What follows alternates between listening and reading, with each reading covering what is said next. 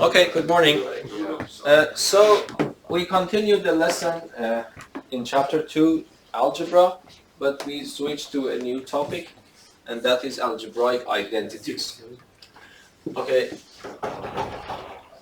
Of course, the starting part of chapter 2 is more or less a recap of what we learned in Math 1C. Okay. So I also do the recap. Let us see if we have time. We can also go to some new things, or I can leave it for the next session. Okay. But what do I mean by an algebraic identity? And I want you to realize the difference between an algebraic identity and algebraic equation. More or less, they have something in common. They are similar when you write them down. But for example, I can say 2 times x plus 1 equals to x. Yes? And I can write 2x plus 1 equals to 2x plus 2. I just want you to feel the difference between an equation and an algebraic identity. Yes? So here you see this equality might be true or might be false depending on my choice for the variable x. Yes? For example, if I choose x equals to 0, then the left hand side becomes 2, but the right hand side is 0, so that's a false identity. Yes? But if I choose x to be minus 2, then what happens? If I put minus 2 here, minus 2 plus 1 becomes minus 1. And when I multiply it here, it becomes minus 2. And I told you that I chose x equals to minus 2. So if you don't mind, let me write it down for you. If I choose x equal to 0, then the left-hand side becomes 2. The right-hand side becomes 0. They are not equal. But if I choose x equals to minus 2, the left-hand side, if you calculate it, yes, it becomes minus 2. The right-hand side is also minus 2. This time they are equal. So it means that this equality, this is an equality containing a variable in it, but it is true for some choices, or this here only one choice, and it is false for other choices. But look here.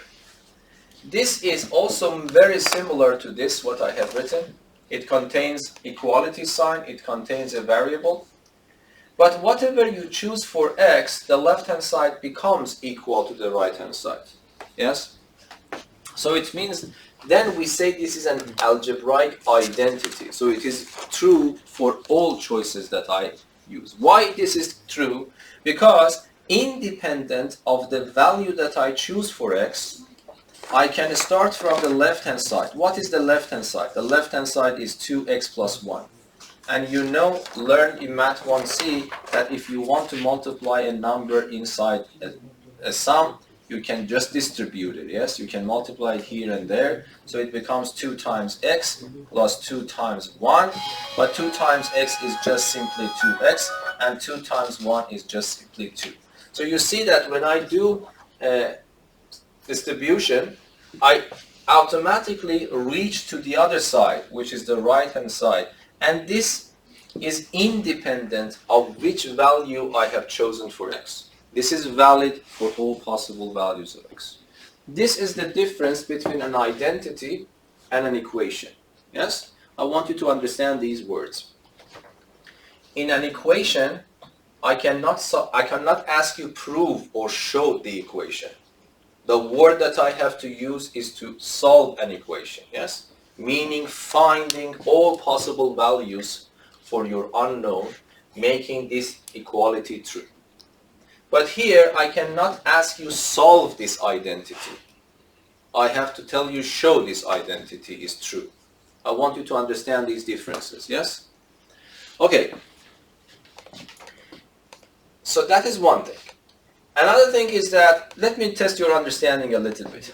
If I give you this in the exam and I ask you solve this equation, what do you answer? Is it totally wrong to say solve this equation, or no, you can make sense of it?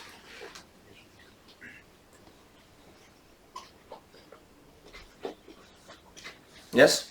I mean, like, it's not like impossible to solve, but there's infinitely Exactly, many that's solutions. completely the best answer. So if I ask you, solve this equation, you cannot say that, Bobak, this is wrong because it is an identity. That I want you to understand. If I ask you solve this equation, I mean find all possible values for x so that the left-hand side becomes equal to the right-hand side. But as Simon mentioned, is that it is completely independent of my choice, meaning that every real number that I choose is a solution. Okay? So you can also view an identity as an equation which is true for all possible values. Or in other words, every real number is a solution. Okay? But technically this is true, but we prefer to say prove an identity and solve an equation, even though identities can be viewed as equations having infinitely many solutions. Yes? Is that clear? Okay. So now we want to forget about equations momentarily and focus in this lesson on algebraic identities. It means that an expression is given to us. Either we want to start from one side and do some mathematics, legal operations mathematically, and reach to the other side. Okay, so that is the meaning of proven identities. For example, if I write x plus 1, and by the way, generating identities are simple. For example, I just write x plus 1, x plus 2, and I ask you to show this identity is true. So I use this word, show that the following equality is true, or show the following identity. So what does it mean?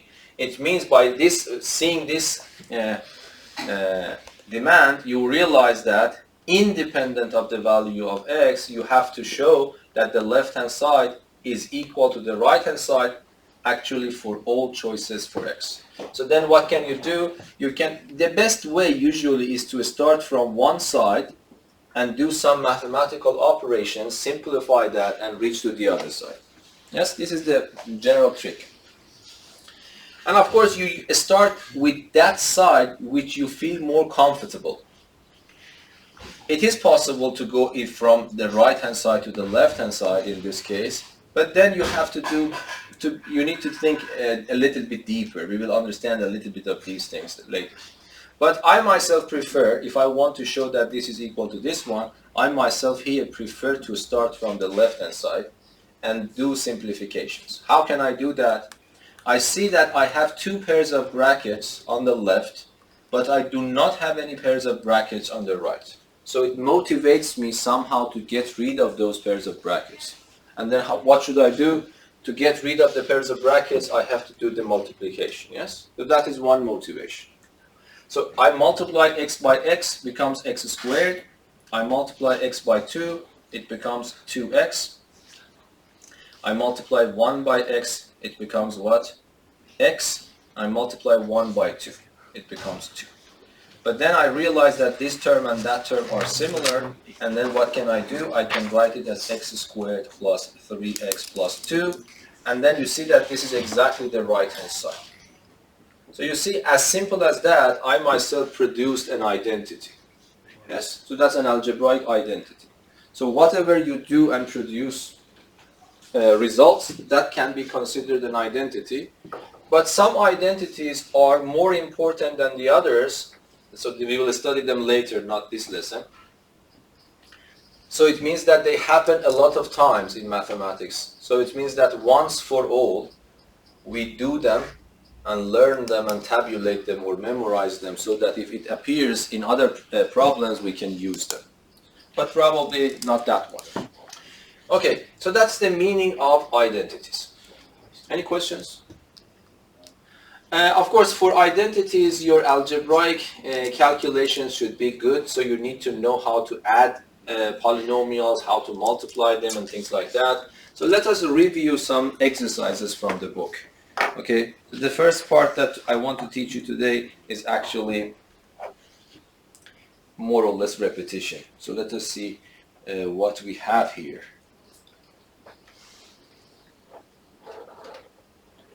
Okay, so one question in the book which is good, that is, let us, by the way, I have written equations and identities in one variable.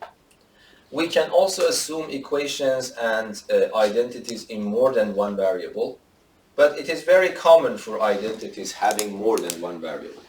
So one problem in the book, I think it's a good problem. Let us think a little bit about that. It is asking which one, this is exercise 2037 in the book.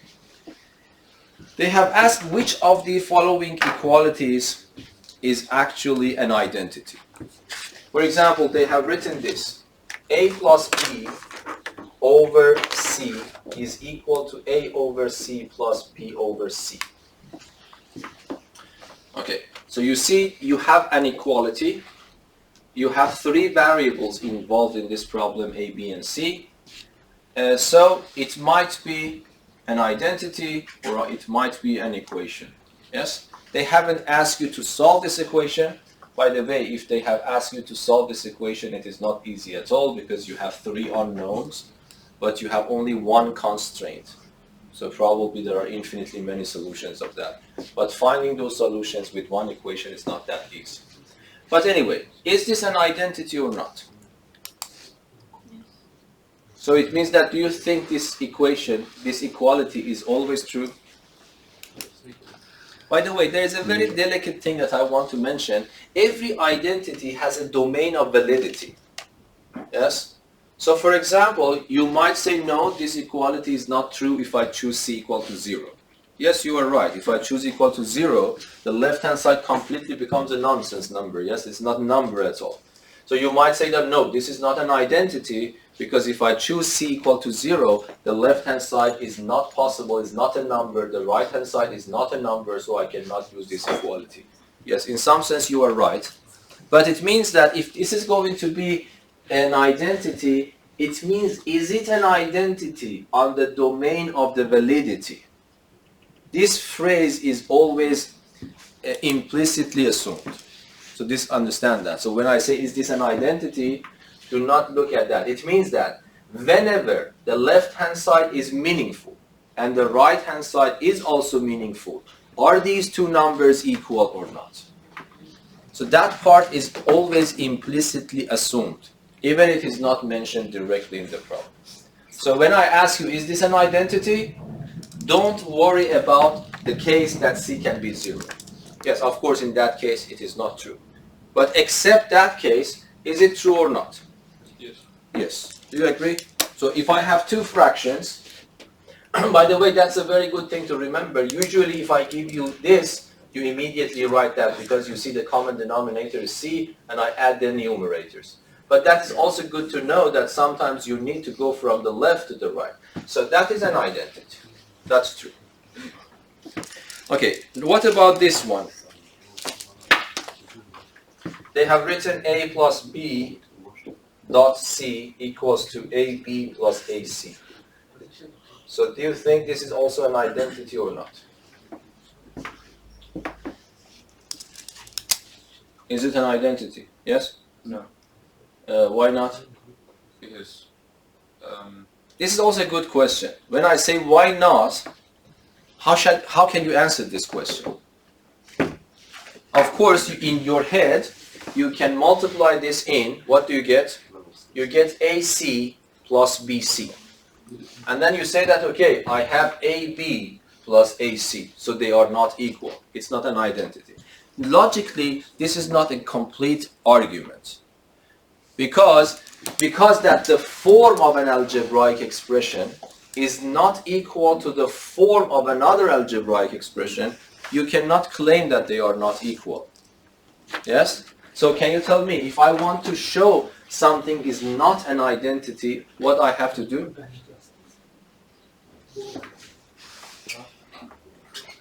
Do you understand what I mean? Because later we will learn a lot of formulas. What is the meaning of a formula? Formula tells you this form is equal to that form regardless of the appearance. Yes? Maybe change them so they're in like the same base value. So you multiply C with A and C with B and see if the two identities or equations are exactly the same. No, that's my point. Because they don't look identical, yes, there is no guarantee that they are not the same. For example, later, I don't know, this is one of the identities we will learn, and that's a very important one. Of course, you see the right-hand side is not identically, the look, the way that you see it is completely different from that one, but that's an identity. But assume that I write this one and I change it to 3. How do you realize? So you see, when I write this is 2, this is true. You will see that this identity is true. But I also write another one very similar to that. So let me write it like this.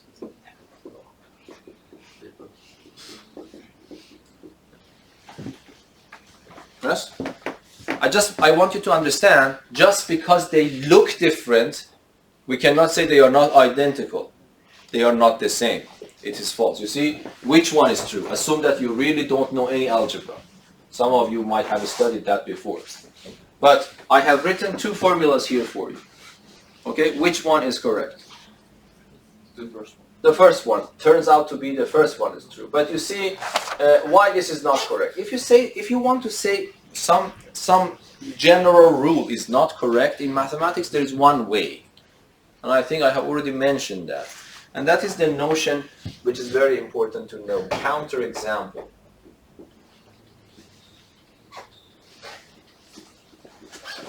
That is a terminology that I want you to know. When you say a counterexample, it is an example that actually shows that a statement is not true. Okay, if you want to show that a statement is not true, of course you can convince yourself this might not be true. But if you really want to finalize it mathematically, you need to provide an example which shows it doesn't work. And that's a necessity. Yes? Is that understandable? For example, if I ask you why this is not an identity, you might multiply this and show that algebraically they are not the same. But the way that you have to do it at the end is to provide a counterexample. For example, I can choose and then try to make it as simple as possible. Don't make hard examples, yes? So for example, let us see the case that A is equal to 1 and B is equal to 1 works. So for example, if I choose A equals to 1 and B equals to 1 here, the left-hand side becomes how much? 8, yes? 1 plus 1, 2, 2 to the 3. But the right-hand side, if I calculate it, it becomes 1 to the 3 plus 3 times 1 times 1 plus 1 to the 3, so it becomes 5, and they are not equal. That is the complete argument that this is not an identity. But if you provide millions of examples so that this becomes true, that is not an argument that you have shown that this is an identity. For showing an identity, the truth of an identity, you have to prove it algebraically. But if you want to falsify it, to refute it, you have to provide a counterexample. Is that clear? Yes. So whenever you want to prove a general statement, you have to have a very nice argument to support your thought, yes? But if you want to refute it, and you can convince yourself that this is wrong in any way that you like, but at the end, the argument is not finalized unless you provide a counterexample. So is that clear? Okay. Okay, so now, if you want to say that this is not an identity, you have to provide for a counterexample for me. What you do in the scratch paper, you multiply that, AC plus BC, and then you see that, okay, AC plus BC is not this. So it motivates you to not go for proving it. it motivates you go for falsifying it, for refuting it. And then you have to provide a counterexample. And I think for these simple identities, it's very, very simple, yes? How should I falsify that? Can you give a counterexample here? So it means that you need to choose 3 numbers for A, B, and C, so that when you calculate the left-hand side and you calculate the right-hand side, they don't match. So can you give me, I think for these cases, the counterexample shouldn't be hard at all. 1, 2, 3. Yeah, 1, 2, 3. And usually stick to the simplest possible scenario. Okay? If we choose this, the left-hand side becomes how much? 1 plus 2 times 3. And then 1 plus 2 is 3, times 3 is 9. Hopefully the right-hand side doesn't work. If it works, we have to change the example. So the right-hand side is what? 1 times 2 plus 1 times 3. And then it becomes 5, and they are not equal. So that's your counterexample. Yes, it shows, this one single example shows that this equality is not reliable, because it might be false. Yes? This you have to do. Okay, there are some other cases, of course. They have written something like this. 1 over A plus 1 over B is 2 over AB. Is this an identity? In other words, is there any legal way to, regardless of the values for A and B, to manipulate it and reach to the other side? Of course, again, the domain of validity is A and B shouldn't be 0. None of them. Yes? In the domain of validity, is it an identity or not? It's not. It's not. And when you say not, then you have to provide a counterexample. Yes. So what example you want to cook up? First of all, do you understand? So it is just trying to fool you a little bit. So 1 plus 1 is 2, but of course A and B cannot be multiplied to get this. Well, we don't have that kind of operation. But if you want to finalize your argument, you have to provide a counterexample. And by the way, sometimes, if for example, if I choose A equals to 1 equals to B, equals to 1, in this case, A equals to B equals to 1. So what happens? The left-hand side becomes how much? It becomes 2. The right-hand side becomes 2. They are equal. But that's not enough, because that's just 1. But so let me make something clear. When you say something is not an identity, it doesn't necessarily mean that you cannot find any example that it works. It means it does not work for all values.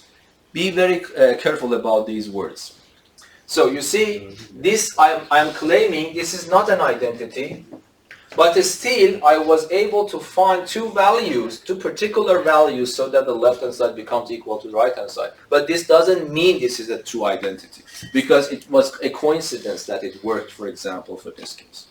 Okay, now, so this means that I cannot cook up this counterexample. Do you have any counterexample? I don't think it should be hard. 1 and 2. So if you don't mind, let me prefer this type A and B minus 1. Let us see if it works or not. This is also simple. That was also true, what you say. What happens for the left-hand side for these choices? And what happens for the right-hand side? What happens for the left-hand side? It's 0. It is 0, because 1 over 1 is 1, 1 over minus 1 is minus 1, 1 plus minus 1 is 0, but the right-hand side is negative 2, and they are not equal, yes? So this is a counterexample that shows that this is not an identity. Okay.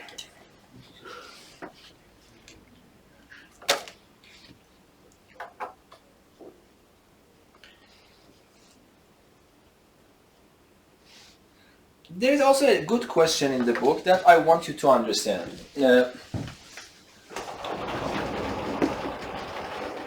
So this is actually important.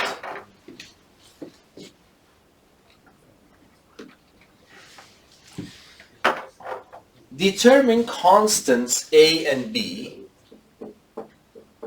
I write it on the board properly. Determine constants,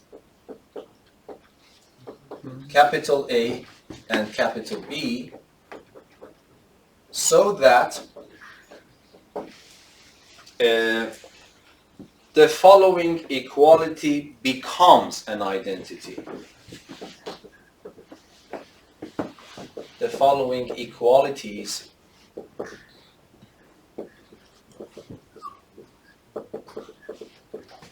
become an identity.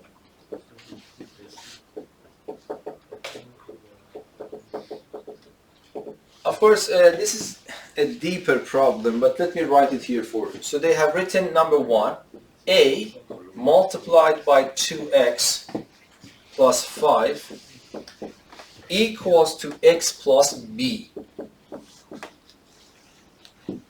Okay, so why I say this is important, the reason is that how many unknowns the problem is demanding from you? 2. But how many, apparently, this is important, apparently how many pieces of information the problem has provided for you? Only apparently 1. But of course, I don't know if they have been careful. This is a deep problem. It's not that easy. But I want to tell you, and then you have to trust me on that. So here, this is more than 1 piece of information. But you need to know a little bit more advanced algebra to be able to solve that. If I ask you, what is the left-hand side? So let us see. The left-hand side, I multiply this in, it becomes 2 capital AX. Agree? And then I multiply A in. And for the time being, I stop here, forget about the right-hand side. If I ask you, what name do you give to this expression? This is algebraic expression, but you can be a little bit more detailed about the particular name. You remember what the name of these type of expressions are? For example, this is an algebraic expression. But this is also algebraic expression. But this has a particular name. Do you remember? Quadratic? Okay, so you are now very specific. No, this type of this is a polynomial. Ah, okay. Okay, so this is a word I want you to know, okay? So now I hope that you agree with me. And then what is the variable here? It's x, okay? Now if the 2 and the 3 are coefficients of these 2 terms. Now if I ask you, give this a name, of course you can say this is an algebraic expression, it's a very broad term, but if you want to narrow it down a little bit, I can also call it a polynomial. Yes? Yes? And in polynomials you know that you are not allowed to have, the powers that appear should be either 0, 1, 2, 3, etc. So if I write 2, x to the power of 1/2 plus 3x, this is an algebraic expression, but it is not a polynomial because this power is 1/2. That's the definition of a polynomial. A polynomial is an expression of this form, an, any number, x to power n, plus a sub, I don't know, n minus 1, x to power n minus 1, and then you can continue a sub 1x plus a sub 0, okay? That is called a polynomial. In this polynomial, n should be 0, 1, 2, 3, etc. And ai, for any one of these numbers that are coefficients, they can be any real number that you like. This means belongs to the set of real numbers. So any expression, any algebraic expression that can be written in this form is called a polynomial. Yes? Is that understandable? For example, 3 x to the power of 5 plus square root of 2 x to the power of 2 minus 3x plus 5 is a polynomial. So if I ask you, what is in this polynomial, what is the value for n? What is the value for n in this problem? What is n? The highest power is n. Yes? It's 5. So n is 5. So n is 5. So this means that this is my coefficient a5, which is 3. And n is of course 5. But can you tell me what is a4? What is a3? What is a2? What is a1? And what is a0? What are these coefficients? a5, because n is 5, the highest power. By the way, this is called the degree. This is good to know. The highest power of your variable in a polynomial is called the degree of the polynomial. Yes? So if I ask you what is the degree of this polynomial, it will tell me that the degree of this polynomial is 5. Okay, and its coefficient is a number 5. Okay, so a number 5 is 3. Can you tell me what is a number 4? So you see, a number 5 is for x, a number n is for xn. A number n minus 1 is for x to the power of n minus 1. I don't know, a number n minus 2 is for x to the power of n minus 2. You see, a number 1 is for x to the power 1. And a0 is x to the power of 0, but x to the power of 0 is 1. Okay, can you tell me what's a4? A4 is the coefficient of x to the power of 4. But x to the power of 4 is absent here. So it means that its coefficient is 0. What is a number 3? It is 0, yes? What is a number 2? The coefficient for x2 is the square root of 2. What is a number 1? The coefficient of x1 is minus 3. What is a0? A0 is 5. So these are the numbers that you have. Okay, so now let us go back here.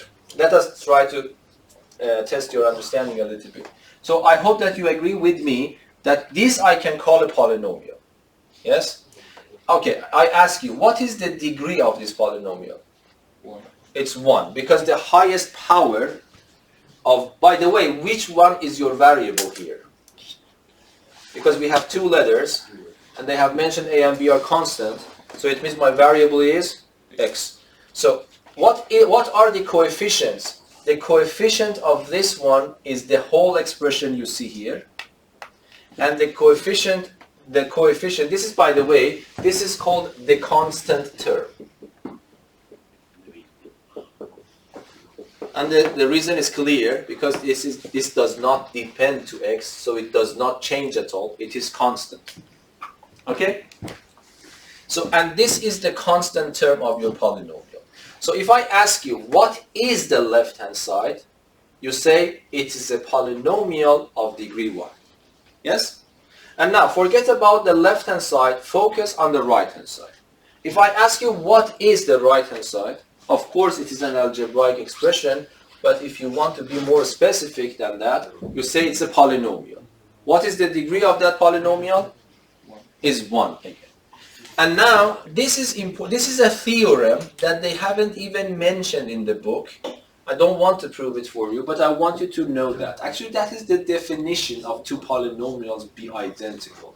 Two polynomials are identical if they have the same degree and the corresponding coefficients are the same. Okay? So, it is not one piece of information. It is two pieces of information, because how many coefficients are involved? Two coefficients. And I want to have this identical. So it means that the corresponding coefficients from the left and from the right should correspondingly match. So if I ask you what is the coefficient of x, the answer is 2a. What is the coefficient of x? The answer is 1. They have to match. What is the constant term on the left? It is 5a. What is the constant term on the right? It is b. They have to match. So even though it is written as if it is one piece of information, because you see one equality, but because of the definition of identical polynomials, it gives rise to two equalities. So it means that this is enough. I have two unknowns, two equations, and in principle, by the way, I think this is super simple. This is a system of equations, but a very, very simple system. Why? Because the first one doesn't even bother about b.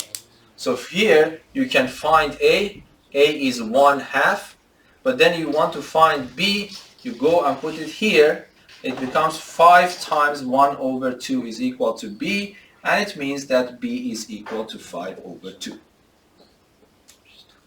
Yes? So remember, two polynomials are identical if and only if the degrees are the same and the corresponding coefficients match correspondingly. So I really want you to, you might think that I am making things very hard, big or hard, but this I really want you to learn. Two polynomials are identical if and only if they have the same degrees and if the coefficients are correspondingly equal. Okay. So another problem is this one. Let me ask you, and then we have more of them somewhere else, and I want to give some time to you to think about it. That's a good problem. Another part of the same problem is this one. 12 is equal to a times x minus 1, and then plus b times 5 plus x. Yes? Okay. They have asked you, determine constants a and b so that this equality becomes indeed an identity. Okay? Again, the same story. You apparently see one piece of information because you see one equality, but you say that I have two unknowns, so I will be in trouble. But no, if you understand what I said here, you can solve the problem easily. So how should I solve that? On the left-hand side, I cannot do anything, so I just repeat it. But on the right-hand side, I multiply a inside. Ax, I want to ask a question from you, because if you can answer it, it means that you really understand what's going on. I multiply that, it becomes 5b, and then I multiply it bx. I want to hear from you. How should I proceed from now?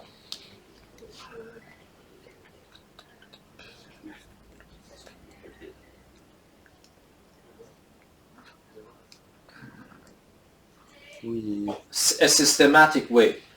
I want you to discover it yourself. If I ask you, by the way, what is this one? You can say it's a constant, but you can also consider it a polynomial. Do you agree? Because in this polynomial, if you choose all these numbers 0, the last number 12, you get this. So even though we have a better name for that, it's just a constant number 12, but any constant can be viewed as a polynomial. What is the degree of this polynomial? 12? 0. There are no x's here. The highest power of x that appears here is 0. Because apparently another name for 12 is 12 times 1, and instead of 1, I write x to the power 0. So any constant number, except 0 of course, any constant number has degree 0, if viewed as a polynomial. Okay, can you just tell me how to continue? Yes? So it's the other one, if the degrees have to be the same, then the degrees of the second one also has to be 0. Yes? And also... Okay, but which one you put 0? That's the point. Well, x. Okay, but there are two x's. X appears at two positions.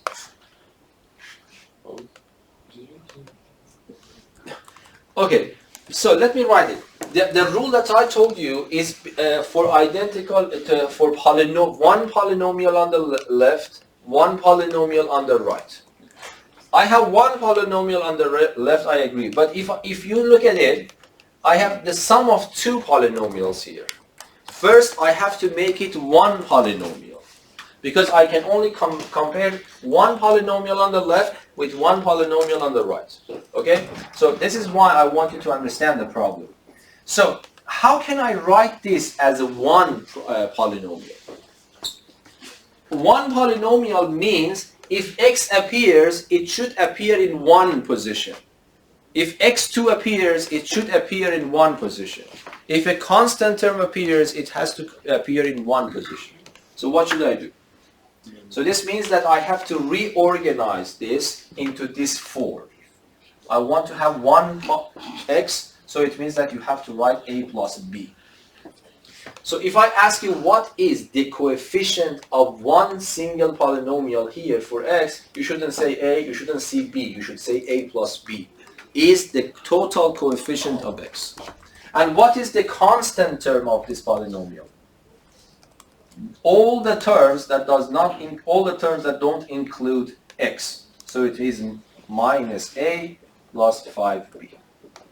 So you see, this is the polynomial 12, and this is one polynomial. This is the coefficient of x. This is the constant term. And they have to match. according to what I told you, they have to match component-wise. Sorry, coefficient-wise. So, what is the coefficient of x on the left? It is 0. There are no x's here. What is the coefficient of x on the right? It is a plus b. They have to match. What is the constant term on the left? The constant term on the left is 12. What is the constant term on the right? It is minus a plus 5b. They also have to match. And then when you consider them simultaneously, it is a very simple system that you learn how to solve. You have to solve this system of equation. Yes? So how should I solve that one? I don't know which method you want, but I think the method of addition is the best one. If I add 0 to 12, it becomes 12. If I add a to minus a, it is gone. If I add b to 5b, it is 6b. And I want to make b alone, so b becomes 2. Yes. And then I put 2 in one of these equations. For example, here, a plus 2 is 0, so a becomes negative 2. So we have to choose a equals to negative 2 and b equal to 2. Is that understandable? Yes or no? Okay. Let me solve that problem here for you. This is also a good problem. Problem 2044. The idea is the same, but I want to wait for you, okay? And then I will solve it. So the problem is this. Determine the constants a, b, and c this time, so that we have this identity. I want to make this equality an identity.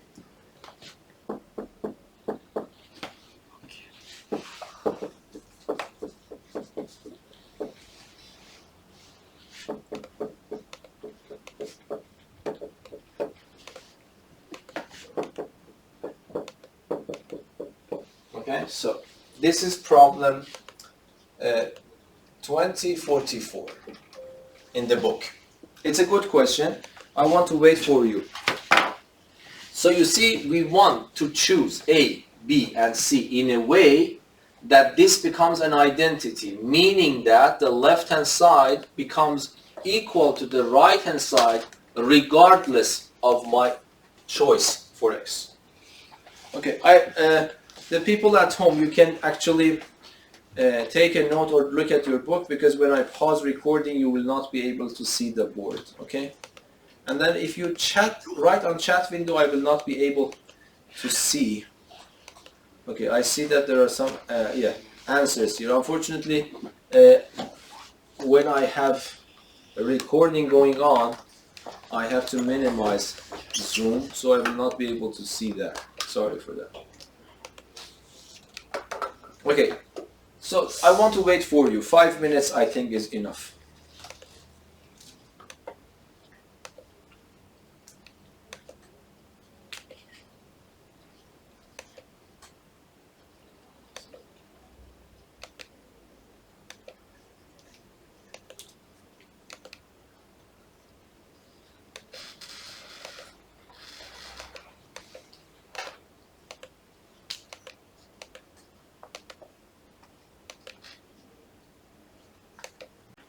No answers yet? But is it understandable? Yes. So if I ask you what is the degree of the polynomial on the left hand side, it is 2. So it's a second degree or a quadratic polynomial. So if it is going to be identical with another polynomial, you have to write the right hand side polynomial in a standard form. What do I mean by standard form? It means that you have to have x squared at most in one place, and you have to have x at most in one place, and you have to have constant term at most in one place. So you expand them and group them into the standard polynomial and then start comparison. Yes?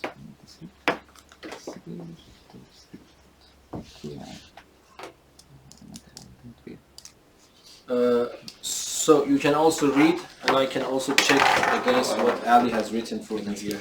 What's that? Well, I found C is 1/3.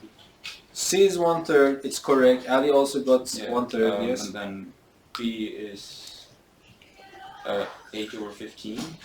8/15. Yes. Ali got 2/15. Okay. Which is correct according to the faucet in the book. What do you have for A? 23/15, but then it would be wrong. So Yeah, because Ali's answer is also wrong. So A is supposed to be 17/15. Yes. So, okay. But at least you are on the right track. At least you understand what's going on. Now let me solve the problem and then you can just work on yourself. I don't teach anything more today. So what I do, I would write x squared plus 3x plus 1 equals to, I multiply it in, so it becomes 8x squared plus 8x times 2, which is 2ax. This is finished. I go here, plus, I multiply this in, 3bx, I multiply this in, minus bx squared, I multiply this in, plus 3c plus cx. Yes? So when you expand, you get this one. The left-hand side is already in a standard form, because you see x squared in one position, in one term, x in one term, constant term just what appears in one position. But here, on the right-hand side, I have to organize it. How? I see x squared once appears here, once appears there. So what should I do? I have to collect them into one apparently term. So I put x squared here. From here I have a left. From here I have minus b left. Is that understandable for everyone? Instead of having ax squared minus bx squared separately, I want to have x squared in one term, so I collect it like that. Why this is true? Because if I multiply this back, I will get both of them. And then you see that x appears here, here, and here. I want to have it in one position again. So I open a pair of brackets, I put x here. What is left is 2a, what is left here is 3b, and what is left at the end is just c. Yeah, please watch my calculations. If I'm making mistakes, please let me know. And then, what is the constant term on the right? There is only one constant term. Yes? And that is 3 times c. Am I right? Yes? Now, if I ask you, do you see the right-hand side is also a polynomial of degree 2? The answer is yes, but the coefficients are a little bit more involved. But that's simple. So I would say that, what is the coefficient of x squared on the right-hand side? The whole expression you see here is the coefficient of x squared. But what is the coefficient of x squared here? 1. Nothing is written here, this means this is 1. The coefficient of x is here, this one. The coefficient of x here is 3. The constant term is 3 times c. The constant term here is 1. That is a system of 3 equations in 3 unknowns, but not a hard one, a very simple one. Why? Because the third one doesn't depend on A or B, so I can immediately solve it, yes? So I think this answer that you provide was correct for 1. For C, let us see what I get for the other variables. If I have C equals to a third, I have to plug it here. Then I will get an equation with A and B, another equation with N and B I can solve. So let us put the C here. I put this C back here. So this becomes 2A plus 3B, and then plus a third is equal to 3. I don't know, let us multiply everything by 3 to get rid of this fraction. This becomes 6A plus 9B. Let us do this in our head. If I multiply this by 3, it becomes 1. This becomes 9. I move 1 to the other side, it becomes 8. Yes? And then what I do?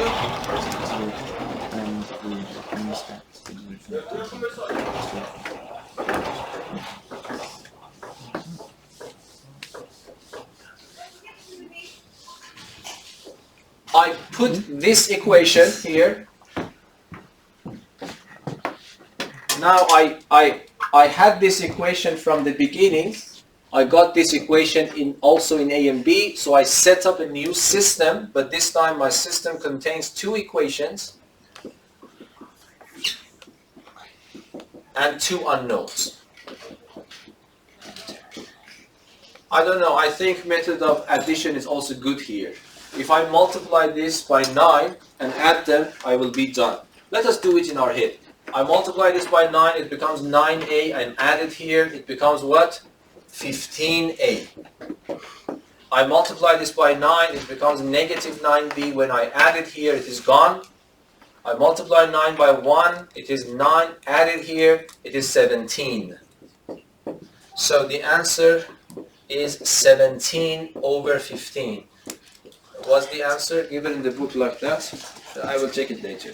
Okay, and then I go to the simpler equation and replace a with this value. So I put here 17 over 15 minus b is equal to 1. Then I move this number to the other side, 1 minus 17 over 15. So can you do it immediately in your head? Immediately, this one. 1 minus 17 over 15? It's 2 over 15. Minus 2 over 15, thank you. It's minus 2 over 15, but that is minus b. I am looking for b. So what is b? b is 2 over 15. So these are the answers that I get. C is the third, a is 17 over 15, and b is, let me double check it, I forgot about the numbers. But I think I am right, yes?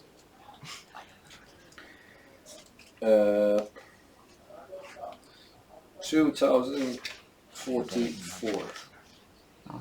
So they have written A is 17 over 15, B is 2 over 15, and C is a third. So that's correct. But you might have some miscalculations, but that is something, that's a minority. But I think I want you to understand. Do you have any problems understanding this lesson? So you multiply, collect the terms, and then compare. So this comparing terms is actually a lesson that will come later. That's factorization. So you take these two and factorize x squared out, not the whole expression, just this one. But I think it's understandable even at this level. So you really don't need to wait for that lesson to understand. Any questions? Okay. So I do not teach anything more. So you have a little bit of time. Please don't waste your time and practice. I will update the Google Classroom now. Thank you.